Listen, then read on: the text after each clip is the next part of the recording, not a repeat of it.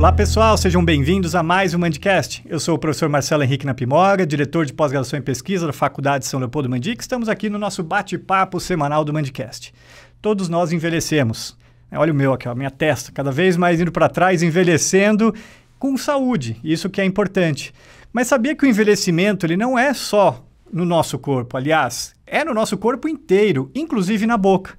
E aí agora eu tenho aqui a honra de chamar um grande nome da odontologia para explicar sobre o envelhecimento bucal, mas o envelhecimento bucal precoce, devido a algumas atitudes do nosso cotidiano, contemporâneo que nós temos agora. Esse envelhecimento que nós sofremos na boca, ele pode ser muito antecipado. E sabe quem é o craque que fala sobre isso? Nada mais, nada menos que Paulo Vinícius Soares, o PV. Obrigado, PV. Fala, Marcelo. Obrigado, cara. Muito bom estar aqui com você. Prazer falar com vocês aqui. Grande. O PV, pessoal, graduado em odontologia na UFO, mestre lá pela UFO também, fez doutorado na Unicamp na área de prótese, reabilitação dentística e pós-doutorado em Chicago. Super legal. PV, o que é isso? Explica pra gente aí a síndrome do envelhecimento bucal precoce. Essa síndrome, ela aglomera diferentes tipos de doenças sistêmicas, doenças do seu corpo, que afetam a cavidade oral simultaneamente. Nós estamos vivendo uma mudança em todo o padrão de doença do nosso sistema, não só o sistema bucal, o sistema estomatognático, mas todo o corpo, que nós chamamos de doenças de efeito comportamental. Quando a sociedade muda o comportamento, quando o estilo de vida muda, a doença muda, a saúde muda. E o dentista ele deve acompanhar essa mudança. O que nós vivemos hoje?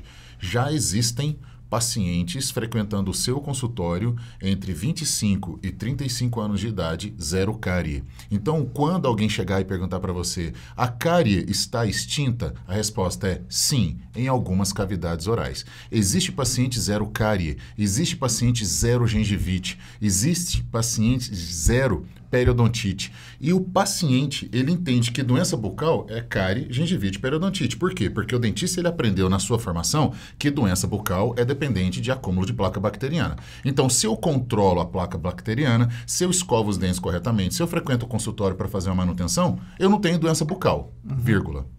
Não é verdade. Existe uma doença bucal chamada doença não cariosa, que ela não depende de placa bacteriana. Ou seja, esse paciente pode perder osso no processo de reabsorção óssea, ele pode perder gengiva no processo de recessão gengival, ele pode perder esmalte no processo de corrosão do esmalte, ele pode perder dentina no processo de degradação orgânica da dentina. Quem são esses pacientes? Pós-bariátricos, atletas de média e alta performance, pacientes que sofrem de insônia, baixa qualidade de sono, paciente com refluxo gasofágico. Ou seja, doenças que frequentam o nosso ambiente, que estão no nosso ambiente, que frequentam o nosso consultório e modulam a cavidade oral. E o mais importante, Marcelo, essas doenças, quando associadas no estágio elevado, elas degradam a cavidade oral num paciente que tem boca limpa. Por isso que nós chamamos de síndrome, que é uma associação de doenças que desenvolvem o que nós chamamos de síndrome do envelhecimento precoce bucal. A boca envelhecendo mais rápido que o corpo. O paciente tem 30 anos de idade com uma boca de 60. Um desgaste acelerado, uma reabsorção óssea acelerada, um dano articular acelerado e não possuem doenças bacterianas. E isso tudo que você falou aí de um espectro enorme de pessoas, né? Bariátricos, esportistas e tudo. Como que a gente faz como cirurgião dentista para auxiliar essas pessoas? Então, frente à doença não cariosa, o dentista vai ter que fazer valer agora, e não tem mais jeito, o que manda a lei. O profissional ético, com embasamento científico, com atuação multidisciplinar e saber relacionar multiprofissionalmente. O que é isso? O dentista tem que sair da sua zona de conforto, do seu consultório odontológico, tem que sair do mocho e estabelecer contatos, parcerias com outras áreas da saúde.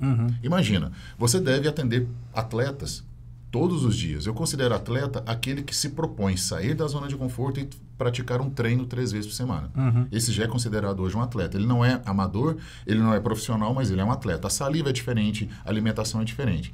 Quanto mais ele dedica ao esporte, mais o sistema dele está sendo adaptado e modificado para aquela prática. Ou seja, a saliva do atleta ela é diferente da saliva do paciente que não pratica nenhum tipo de esporte. A saúde bucal da mesma forma. Quando eu pego um paciente de dupla jornada, aquele que é primário, risco primário de burnout, por exemplo, eu tenho um paciente que tem complicações gastrointestinais, paciente com baixa qualidade de sono e um forte candidato a bruxismo e vigília. Ou seja, é um paciente que tem esmalte mais trincado, maior perda de tabaco vestibular por reabsorção, ele sofre os efeitos da dor orofacial, da disfunção temporomandibular pelo estilo de vida próprio. Quando eu pego um paciente que desenvolve uma doença gástrica, ele possui uma saliva mais ácida, uma saliva menos tamponante, ele possui uma saliva rica em enzimas degradadoras de colágeno. Aonde eu quero chegar com esse conceito? O dentista, frente a isso, respondendo a sua pergunta, ele tem que entender um pouco mais sobre transtornos psiquiátricos. Ele tem que entender um pouco mais sobre a odontologia do esporte. Ele tem que entender mais sobre a odontologia do sono. Ele tem que entender sobre doenças gastroesofágicas para atender o paciente de forma completa. Por quê? Eu sou da dentística. Eu ensino, faço no meu consultório, ensino dentistas a fazerem facetas de resina, faceta de cerâmica, lente de contato, prótese sobre implante, restaurações em dentes posteriores. E eu queria deixar uma frase aqui e que fosse muito claro, até fazendo um gancho com outros podcasts que você vem a gravar. Todos os fatores que degradam a cavidade oral degradam o material restaurador. Então, o dentista, ele pega um paciente debilitado, sequelado, por exemplo, desgastes incisais, redução de dimensão vertical, perda de esmalte vestibular, seja por refluxo, seja por um hábito alimentar de chupar limão, por exemplo, ou um shot de limão frequente. Quando eu vou vender uma reabilitação oral para esse paciente, eu vou vender materiais restauradores. Sim. Mas, será que a reabilitação oral reabilita o paciente? Nós tratamos dente ou nós tratamos de gente? Uma frase do Ricardo Thanos. Eu acredito que hoje o dentista, frente à doença não cariosa, ele tem que pensar o paciente como um todo. Existem vários nomes para isso. Odontologia multidisciplinar, interdisciplinar, multiprofissional, integrativa. Você pode dar diversos nomes para algo que é simples. O dentista precisa conhecer mais de assuntos não odontológicos que melhora a sua prática odontológica. Mas além de conhecer, ele também precisa conversar e ter uma equipe multidisciplinar, por exemplo, indicar um psiquiatra, um psicólogo ou um nutricionista, também faz parte? Também faz parte, Marcelo. Foi ótima a sua pergunta. Por quê? Veja, o dentista, ele, por princípio, ele deve ter a formação para comunicar com outros profissionais. A questão é que essa relação multiprofissional, ela não é somente uma relação científica ou por uma área da ciência, é também uma relação comercial. Você não precisa ter um médico especialista em doença gástrica no seu consultório, ou um psicólogo na sala do lado, mas você tem que ter uma equipe que trabalhe a mesma língua. Hoje, o que acontece? Infelizmente, o dentista percebe um sinal clínico de um refluxo gastroesofágico, ele pega um receituário e faz um encaminhamento, olha, procura um gastro. O paciente escolheu o médico. Eu vou no meu médico que eu estou acostumado. Beleza. Quando chega, qual que é o risco do médico chegar e falar o seguinte: você foi fazer o que no consultório dentista? Eu fui lá comprar um clareamento dental. E ele me disse que eu tenho refluxo e paciente com refluxo gastroesofágico não pode fazer o clareamento dental até que o refluxo seja controlado. Isso é fato. O médico pode falar: dentista não sabe nada de refluxo. Vai lá, faça seu clareamento. Você não tem um refluxo. Ou seja, o médico retirou, desempoderou o dentista. E quando a gente perde o protagonismo, nós perdemos o poder de influência. E quem perde o poder de influência, perde o poder de venda. Hoje, quem vende é quem influencia. Por que nós estamos perdendo o poder de influência? Porque nós não estamos abordando ou acolhendo o paciente de forma correta. De fato, o dentista, ele é um dos profissionais protagonistas do diagnóstico do refluxo, mas ele tem que estudar esse conteúdo. Sim. Nós podemos, por lei, desde 14 de fevereiro de 2021, diagnosticar qualquer tipo de doença. Sim. Nós podemos diagnosticar e colaborar no diagnóstico, inclusive solicitando qualquer tipo de exame. O dentista pode solicitar endoscopia, pegametria esofágica, polissonografia, ele pode solicitar exame de urina, exame de sanguíneo, ele pode. Para quê? Para complementar a sua prática clínica. Eu não posso receitar, eu não posso realizar um tratamento contra o refluxo. Claro. Agora, quando eu vendo uma reabilitação oral para um paciente que sofre de refluxo gastroesofágico, sabendo que metade dos pacientes com refluxo não sabem que tem um refluxo, porque são subdiagnosticados, eu estou vendendo o material restaurador para uma boca rica em ácido clorídrico. E o ácido clorídrico é um degradador de polímero, é um degradador de interface adesiva. Ele vai envelhecer todo aquele procedimento. E as 3 perguntas que qualquer paciente faz para qualquer dentista é: vai doer, quanto tempo demora e quanto tempo dura, fora o quanto vai custar. Sim. Sim. E quando você fala de longevidade de restauração, você tem que entender que a longevidade ela depende do material? Sim. Ela depende do operador? Sim. Mas ela também depende do hospedeiro. Claro. E quando, Marcelo, eu estou de frente para alunos de graduação, como eu sei que tem alunos de graduação assistindo esse podcast, alunos de pós-graduação e dentistas, o que nós temos que pensar é o que eu quero estar fazendo na próxima década. Os próximos 10 anos da odontologia estão sendo determinados hoje. O profissional de sucesso em 2035, ele está sendo formado agora, independente se ele tem 30 anos de profissão ou 5 anos de profissão. Por quê? Porque a doença mudou. Se a cárie é 0 num determinado nicho da população que só cresce, a periodontite e a gengivite estão sendo zeradas. Nós estamos desaparecendo com as doenças inflamatórias porque as pessoas aprenderam a escovar os dentes e cuidar da higienização. Eu não estou querendo dizer que ela vai sumir do mundo. A placa bacteriana ela existe, a bactéria está na boca. A questão é que hoje, se você parar para analisar o seu perfil de paciente que frequenta o seu consultório, você vai perceber que a doença periodontal mais frequente é a recessão gengival, não é a periodontite. O paciente, quando ele reclama de dor, é por causa de hipersensibilidade dentinária, não é por pulpite. E quando o paciente chega com dentina exposta no seu consultório, não é por causa de cárie mais. É desgaste, é bruxismo, é o atrito, é a biocorrosão. Ou seja, a doença comportamental modulando a doença odontológica. Isso tudo que você está falando é o envelhecimento precoce bucal. É uma síndrome. É uma síndrome. É uma síndrome e faz parte do nosso terceiro livro. Faz 15 anos que a gente vem pesquisando, estudando isso. Nesses 15 anos eu deixei 3 livros disponíveis. Acabamos de lançar o terceiro, é uma trilogia. E nós viemos dessa evolução. Saímos da caixa odontológica olhando o paciente como um todo. Sim. E isso é importante também para o posicionamento profissional. O que é o posicionamento profissional? É aquele profissional que ele vende, além da faceta, além do clareamento, além da harmonização, ele vende também saúde, ele vende qualidade de vida. Ele chega para o paciente e fala, cara, você precisa de ajuda. Tem como você acolher um paciente com transtorno de ansiedade no consultório sem chamar um ansioso de ansioso. Porque toda vez que você chama um ansioso de ansioso, você provoca ansiedade. Sim. Eu não posso chegar para um paciente e falar, você é ansioso, você precisa de ajuda. Enquanto dentista, mas enquanto promotor de saúde bucal, eu posso, na sala de espera, aplicar um questionário de Beck, validar esse questionário num psicólogo que é parceiro da minha clínica e encaminhar a pontuação acima de 19 para o psicólogo. Porque lembrando que aquelas restaurações que eu estou vendendo para esse paciente com transtorno de ansiedade, elas vão trincar, fraturar, como os dentes trincaram e fraturaram, o que me levaram a vender a restauração. Sim. Eu sempre falo para meus alunos, o que levou o paciente a te procurar é o que vai degradar a sua restauração. Legal. Aí quando você fala dessa síndrome, de tudo isso que envolve, as pessoas talvez pensam assim, nossa, PV, você deve demorar demais na consulta, ou pelo menos na primeira consulta, para fazer um diagnóstico. Com certeza. E isso é nosso papel, nós somos promotores de saúde como dentistas, né? E eu não estou falando daquela consulta orçamentista, porque hoje nós sabemos que existe esse modelo de profissional e está tudo certo. Existe o orçamentista, que é aquele que vai tratar do problema odontológico. Só que existe uma consulta de diagnóstico que hoje eu costumo gastar entre 40 e 50 minutos com discursos prontos. Veja, se você pegar o terceiro livro, o capítulo 4 fala de sono, o capítulo 3 fala de transtornos psiquiátricos. Como que é o título do livro? Síndrome de envelhecimento precoce bucal. Olha só. É fácil de entender, né? Foi estratégico, inclusive. O capítulo 5 fala de doenças gástricas, o capítulo 6 fala de odontologia do esporte, o capítulo 7 fala de hábitos alimentares. Incrível.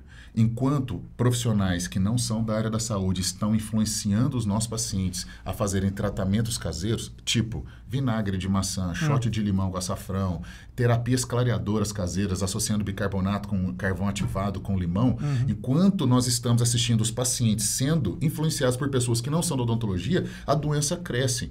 Aí veja, como que eu vou abordar esse paciente? Como que eu vou acolher esse paciente nessa primeira consulta? Se ele fala para mim que ele pratica treinos, que ele, de alguma forma, que ele luta, que ele corre, que ele nada, eu já tenho o discurso para o atleta. Eu já preparei a minha retórica para o atleta. São 5 a 6 minutos falando para ele a importância da saúde bucal frente à prática de esporte. E as doenças bucais vinculadas à prática de esporte. Se ele fala para mim, olha, eu já fui diagnosticado com transtorno de ansiedade, eu faço inclusive o uso de ansiolíticos, eu tenho que estar pronto para entender que a maioria dos ansiolíticos provocam xerostomia e aumentam a taxa de bruxismo e vigília. Na página 284 do livro 3, tem uma tabela que fala exatamente isso. Se ele falar para você o nome do medicamento, do lado já está. Quais são os efeitos bucais desse medicamento? Então, veja, o objetivo aqui é você vender a harmonização, vender a faceta, vender o implante, vender a reabilitação, mas vender com saúde, estética com saúde. Sim, e todos nós, quando vamos num profissional da saúde, nós mesmo, vai procurar um médico ou qualquer especialista na área de saúde, o que você quer é que ele te ouça, que ele te acolha, e não chegue lá, senta, vai lá e faça esse tratamento, esse medicamento, né? Exato. A gente sempre reclama de ser assim. E na hora que nós, como dentistas, sentamos e não ouvimos o nosso paciente, estamos fazendo exatamente o que a gente não quer que façam com a gente, né? Exatamente. Quando eu sento para resolver o problema do clareamento, achando que esse é o problema do paciente, eu tenho que perguntar por que os dentes dele são amarelos? Por que os dentes dele são amarelados? Vou te dar um exemplo. O paciente praticante de bruxismo e vigília, os apertadores, aqueles que dormem mal, porque uma noite de sono mal dormida é um dia seguinte de apertamento dental, quanto mais ele aperta, mais a dentina é calcificada. Quanto maior a calcificação, maior o escurecimento. E mais difícil é o resultado do clareamento dental. Porque clareamento dental depende de permeabilidade. Ou seja, eu estou de frente para um paciente que está comprando uma solução odontológica, só que eu não estou resolvendo o problema dele. E se esse paciente relata sensibilidade pós-clareamento, eu ainda vou e recomendo para ele um creme dental dessensibilizante.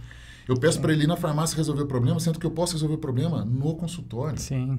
Então, esse terceiro livro, que é a soma do primeiro, que é o Lesão Não Cariosa, e o segundo, que é a Hipersensibilidade Dentinária, ele vem para fechar uma trilogia para preparar o dentista para a próxima década ou para as próximas 2 décadas. Existe um tipo de paciente que tem boca limpa e, ao mesmo tempo, a boca doente.